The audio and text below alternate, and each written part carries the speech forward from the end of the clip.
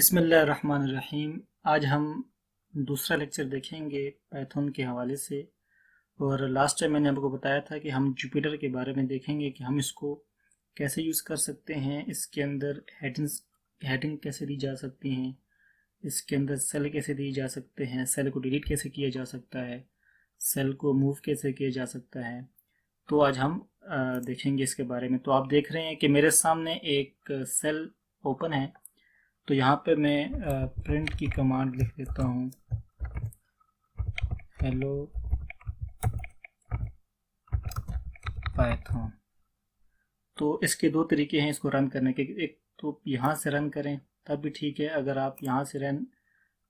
کرنا نہیں چاہتے، آپ کی بورڈ سے کرنا چاہتے ہیں تو آپ کنٹرول+ انٹر کریں گے تبھی وہ رن ہو جائے گا۔ اب جیسے میں انٹر کیا تو وہ دیکھیں آٹومیٹیکلی جو ہے وہ نیکسٹ سیل خود بخود بن گیا۔ لیکن اگر آپ خود سے بنانا چاہتے ہو نیکسٹ سیل، فار ایگزامپل آپ نے اس سیل میں کوڈنگ نہیں کرنی ہے، آپ نے کسی اور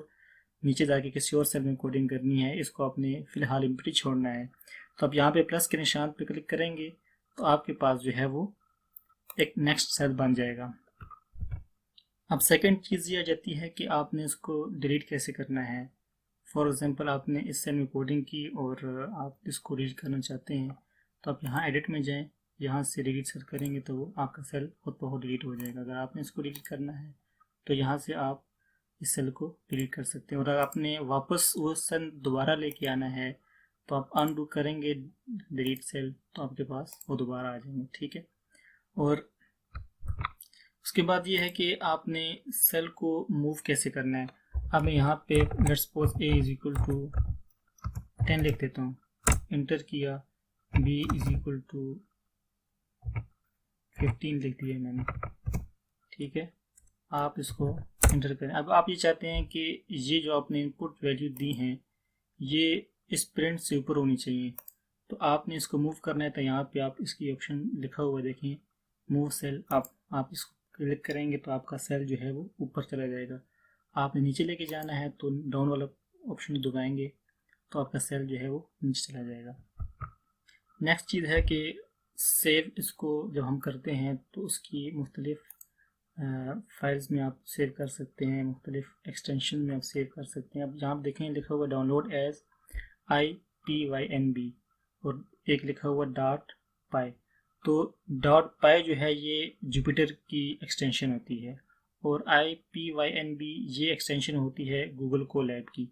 آپ نے اگر اس کو یہاں پہ کوڈ کرنا ہے، اس کے بعد آپ نے سیو کرنا ہے اس کو IPYNB میں، اس وقت جب آپ نے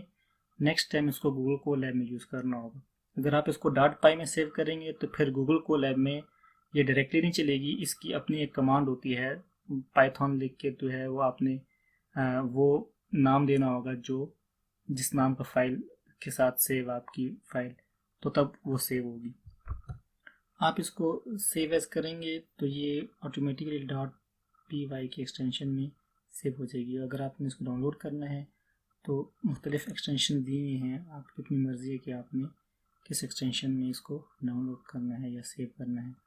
اس کے بعد نیکسٹ چیز آ جاتی ہے، آپ نے اپنی فائل کو جو بھی جس میں کے اندر آپ کوڈنگ کر رہے ہیں اس کو آپ نے سیو کرنا ہے اپنے نام سے، کوئی بھی آپ نام دے دیں۔ تو میں یہاں پہ دے دیتا ہوں لیسن نمبر فرسٹ، اس کو ری نیم کریں تو آپ کا جو ہے یہ نام چینج ہو جائے گا۔ فائل آلریڈی ایگزسٹ کر رہے تو میں کسی اور نام سے اس کو سیو کر دیتا ہوں 01 کے نام سے، تو یہ سیو ہوگی یہ فائل آپ کی۔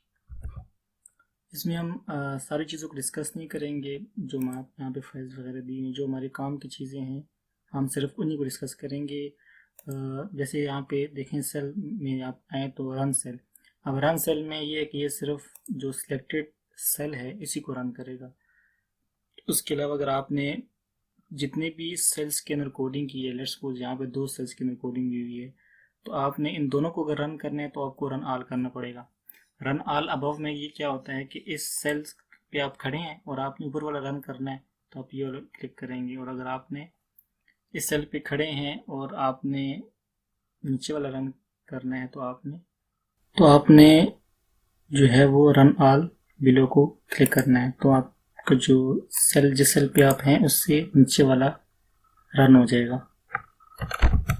اس کے علاوہ اگر آپ نے ہیڈنگ دینی ہے تو اس کا بھی ایک طریقہ ہے،